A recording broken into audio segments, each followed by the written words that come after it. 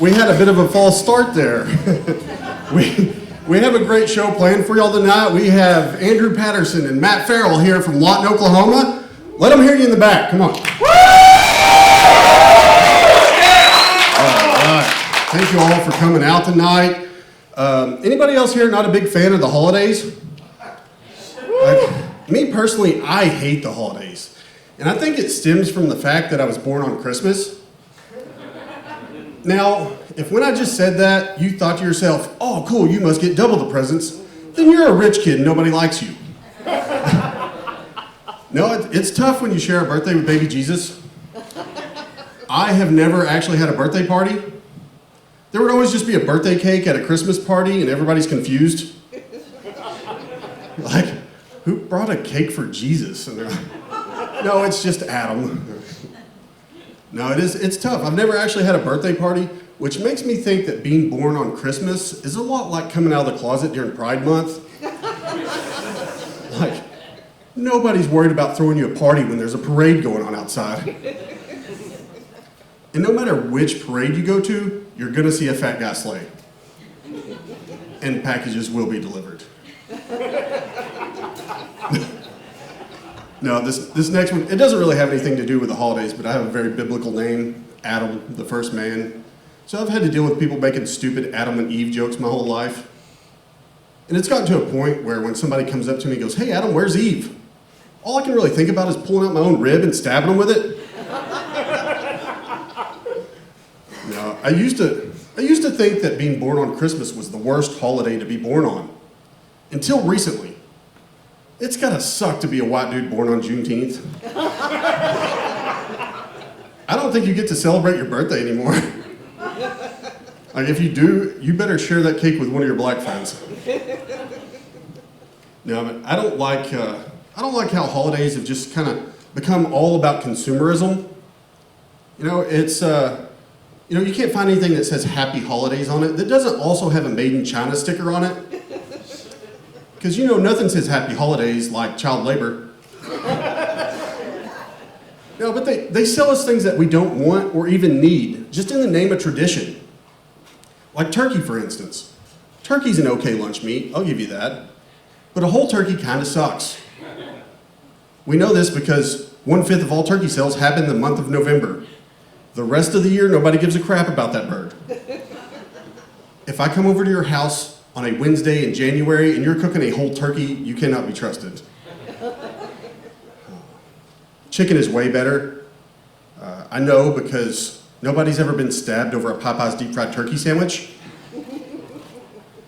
But if you go to World Star Hip Hop and you type in Popeye's chicken sandwich, 284 videos of pure violence will show up, just revolving around a chicken sandwich. Now, if you go to World Star Hip Hop and you type in turkey, I'm gonna be honest with you, it's still a lot of videos of violence, but it's the country, not the sandwich. I've never accidentally came across a beheading video that takes place in a Popeyes, but it happens in Turkey. Ironically, it was over a chicken. Now, the thing that I hate the most about holidays, and I hate to break this to you ladies, but you have a tendency of getting all riled up during the holidays and just kind of ruin it for everybody else.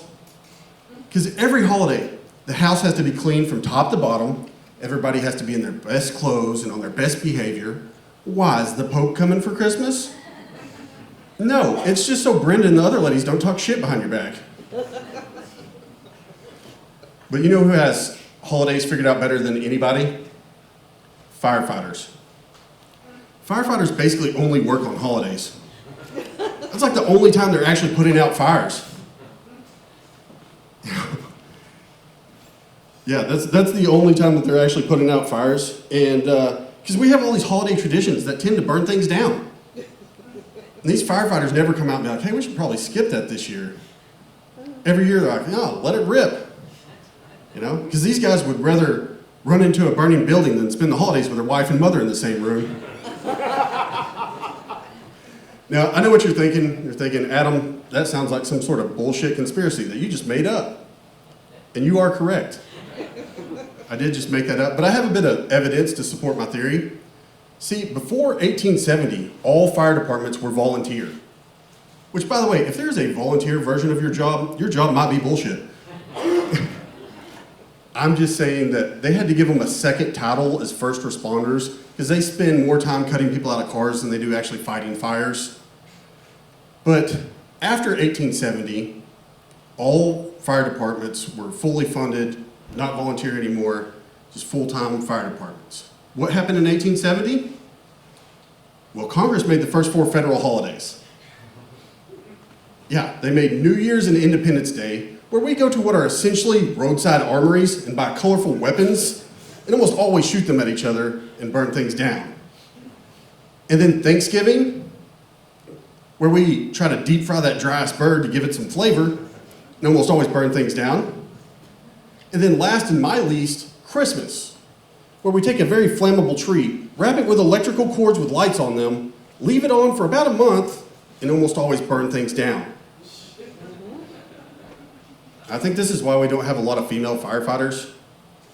A female firefighter is going to walk into a burnt down house on Christmas Eve, and she's going to be like, oh, this place probably wouldn't have burned down if this bitch would dust every once in a while. Oh, okay, I will admit that joke's a little misogynistic. I apologize for that. I'm not. I actually have 2 teenage daughters, and I'm trying to raise my daughters to be tough, to not take shit from anybody, especially men. Because that's how my mother and my grandmothers are. Especially one of my grandmothers. Like, my grandpa doesn't even have to be doing anything wrong. She's just out there firing warning shots at this dude. I remember one time when I was like 6 or 7 years old, my grandparents are in the living room watching TV, and I'm just in the floor having race wars between my Ninja Turtles and my G.I. Joes. And the guy on the TV hit his wife. And my grandma just turned to my grandpa and was like, huh, you ever do that to me, I'll poison your food and you'll die a slow and painful death. Yeah, ladies, those were the good old days. Or if you married a jackass, you could just poison his food till he died. And that was like a perfectly acceptable way to get out of a marriage. Really, it was the best way to get out of a marriage because you got 100% of his stuff and a nice life insurance payout. I think CSI really screwed that one up for y'all. Because these days you're gonna get caught and apparently have some smart-ass detective making one-liners over your husband's dead body. It's just like, oh, that was a recipe for life in prison.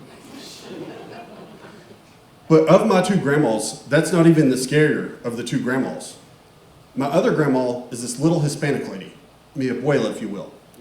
And she is the sweetest little old lady. But this lady had 17 kids.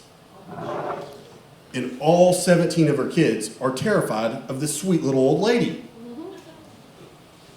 And it never made any sense to me until one day I came up with this theory that maybe my grandma didn't have 17 kids. Maybe my grandma actually had 18 kids, and she just drowned one in the tub in front of the rest of them. It was like, that's what happens when you don't listen to mom.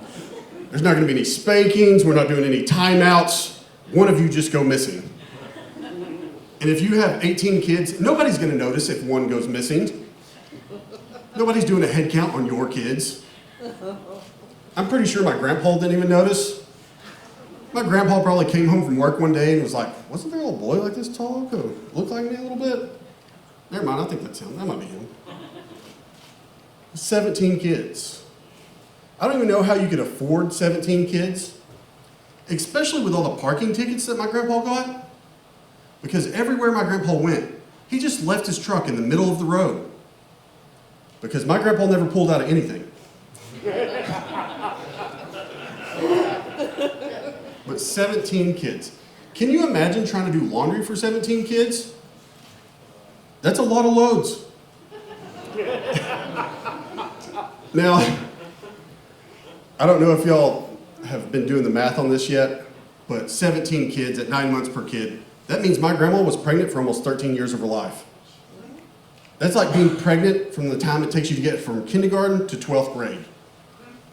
I know a lot of ladies these days got famous for getting pregnant between kindergarten and 12th grade. That's not the same. My grandma's a saint.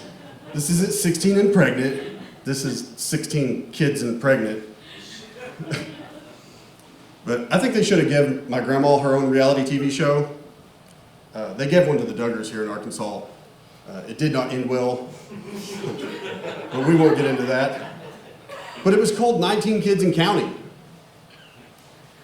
They could have called my grandma's show 18 Kids and Eliminating. It would have been a way better show. It would have been like, tune in next week to see which kid makes it to their next birthday and which kid gets voted out of the trailer park. All right, that's my time. I'm Adam Harvin. Are you ready for your next comedian?